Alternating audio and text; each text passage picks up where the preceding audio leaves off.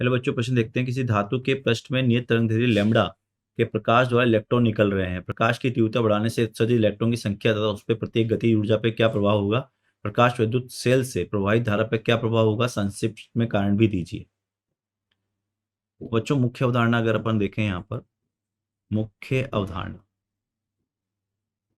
तो मुख्य अवधारणा क्या है यहाँ पर? प्रकाश विद्युत प्रभाव, प्रकाश विद्युत प्रभाव में तीव्रता का प्रभाव, तीव्रता का प्रभाव, तीव्रता यानी प्रकाश की तीव्रता है ना, प्रकाश की तीव्रता का प्रभाव, मुख्य उदाहरण। तो बच्चों अगर अपन देखें, सबसे पहले प्रकाश विद्युत प्रभाव क्या है। तो प्रकाश विद्युत प्रभाव क्या है बच्चों? जब एक पर्याप्त पर्याप्त ऊर्जा, ब्रैकेट में हम लिख सकते हैं फोटोन। फोटोन क्या होता है? प्रकाश कण का प्रकाश किसी धात्विक सतह पे गिरता है, किसी धात्विक सतह पे गिरता है, पर गिरता है तो वह सतह से धातु के सतह से धातु के इलेक्ट्रॉन को मुक्त करता है, सतह से धातु के इलेक्ट्रॉन को मुक्त करता है, धातु के इलेक्ट्रॉन को मुक्त करता है, मुक्त करता है। ठीक है।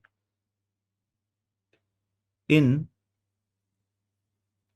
इलेक्ट्रॉनों को फोटो इलेक्ट्रॉन कहते हैं, फोटो इलेक्ट्रॉन कहते हैं, तथा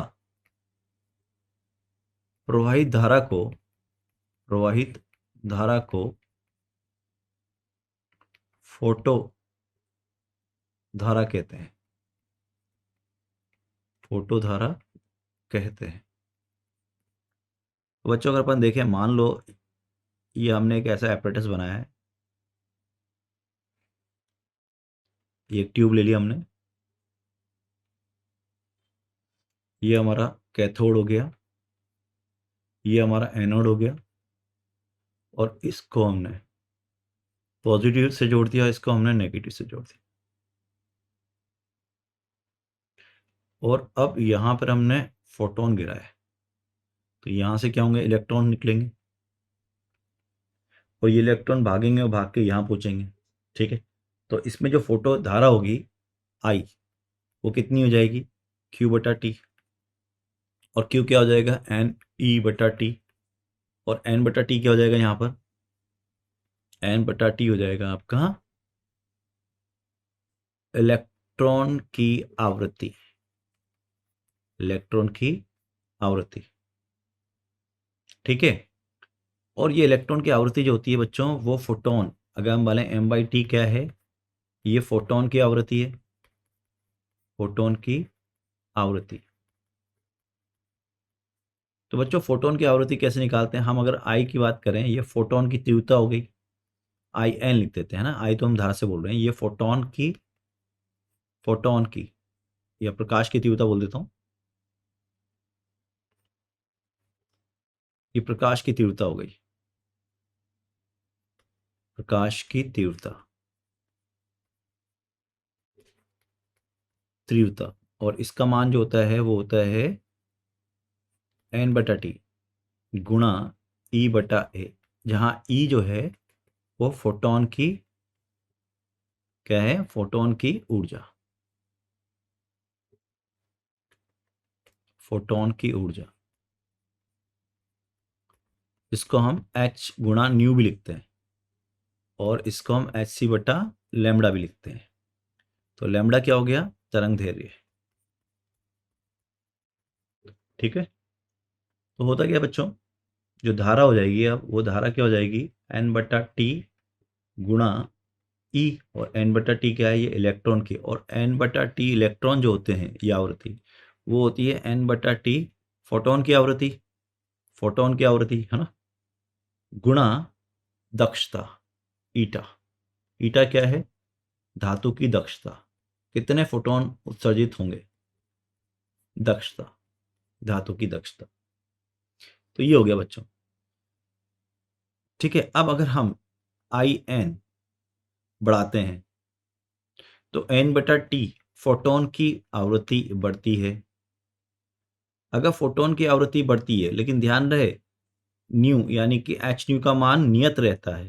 एच न्यू का मान क्या रहता है, नियत। ठीक है, ये जो सिंबल बनाया मैंने उसका मतलब क्या है, ये इसका मतलब क्या है, बढ़ना। तो इसका मतलब है बढ़ना, इसका मतलब है घटना, और इसका मतलब है नियत रहना। तो एच न्यू क्या रहता है, नियत रहता है। अब चूंकि आई इंटेंसिटी बढ़ाई है तो नंबर ऑफ फोटोन यानी फोटोन की आवृत्ति बढ़ जाएगी। अब फोटोन की आवृत्ति बढ़ेगी तो इलेक्ट्रॉन की आवृत्ति भी तो बढ़ेगी, और अगर इलेक्ट्रॉन की आवृत्ति बढ़ गई तो अतः धारा का मान भी बढ़ेगा, धारा का मान बढ़ता है।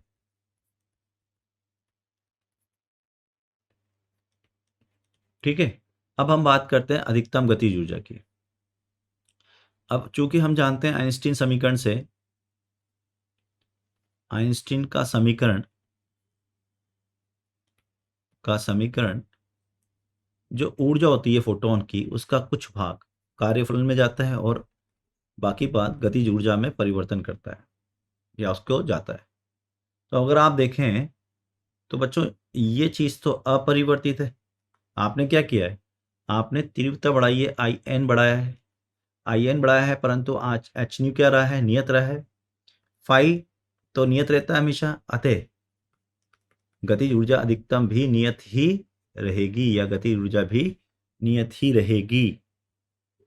तो बच्चों अगर अब यहां से देखें अपना प्रश्न में जो अपन से पूछा जा रहा है वो ये है, प्रकाश विद्युत सेल में प्रवाहित धारा पे क्या प्रभाव पड़ेगा, प्रत्येक गतिज ऊर्जा पे क्या प्रभाव पड़ेगा।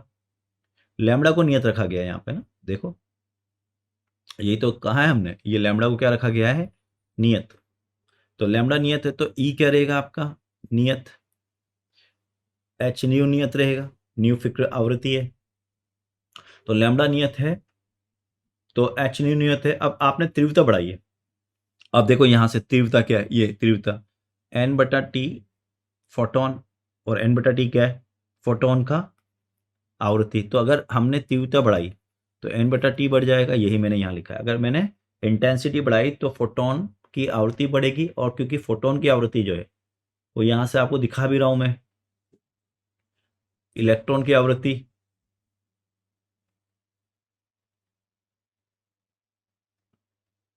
इलेक्ट्रॉन की आवृत्ति देखो यहाँ पर, इलेक्ट्रॉन की संख्या किस पर डिपेंड करती है, फोटोनों की संख्या पर डिपेंड करती है।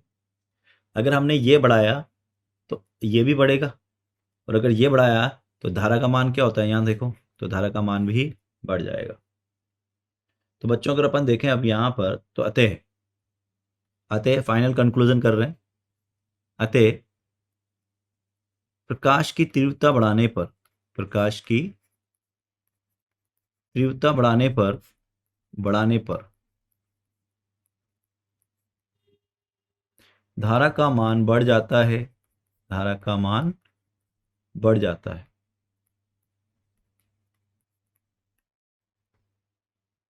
प्रकाश की तीव्रता बढ़ाने पर, प्रकाश की तीव्रता बढ़ाने पर मुक्त इलेक्ट्रॉन की गतिज ऊर्जा, मुक्त इलेक्ट्रॉन की गतिज ऊर्जा अपरिवर्तित रहती है, अपरिवर्तित रहती है। तो बच्चों मैं आशा करता हूं आपको समझ में आया होगा। धन्यवाद।